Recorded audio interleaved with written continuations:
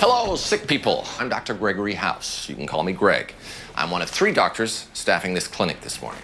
I am a board certified diagnostician with a double specialty of infectious disease and nephrology. I'm also the only doctor currently employed at this clinic who's forced to be here against his will. That is true, isn't it?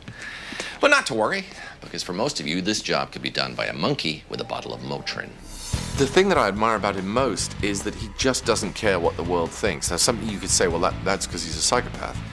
But it's not just that he doesn't care that the world thinks he's a bad person. He also doesn't care if the world thinks he's a good person.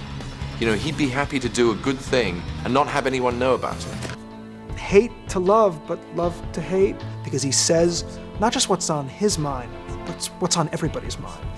A character that doesn't want or acquire your sympathy is in some strange way a strong character, a character the average person, perhaps the patient.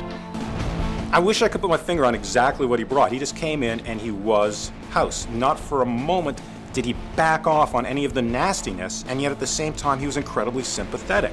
It so freezes up his writers that he can walk into an incredibly dramatic, incredibly heavy scene and make a joke in the middle of it without losing any of the intensity of the scene. That just allows you to sit in the writing room and do whatever you want with that character, whereas frankly, with a lesser actor, he would write it much more on the nose and much more somber, and it wouldn't be nearly as interesting.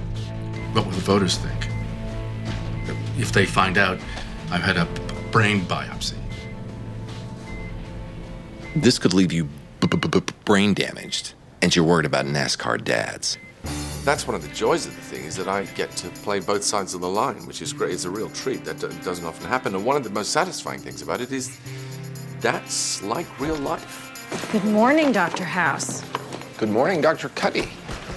Love that outfit. It says I'm professional, but I'm still a woman. Actually, it sort of yells the second part. Yeah, and your big cane is real subtle, too. Gotta go. Action. They sent me the first 3 episodes to look at, and I watched them all 3 in a row.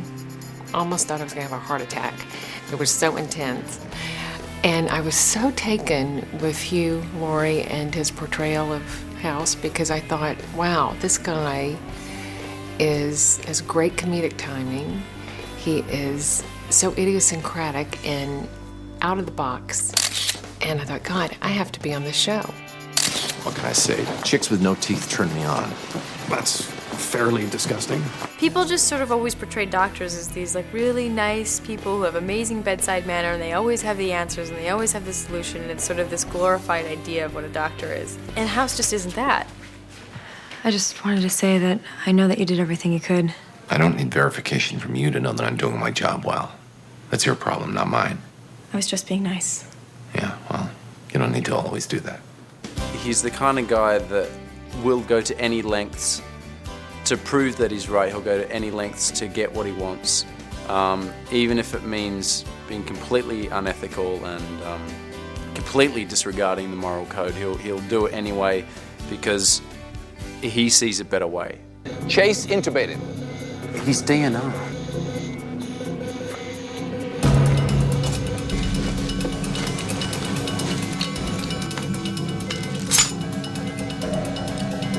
You can't do this. Bang!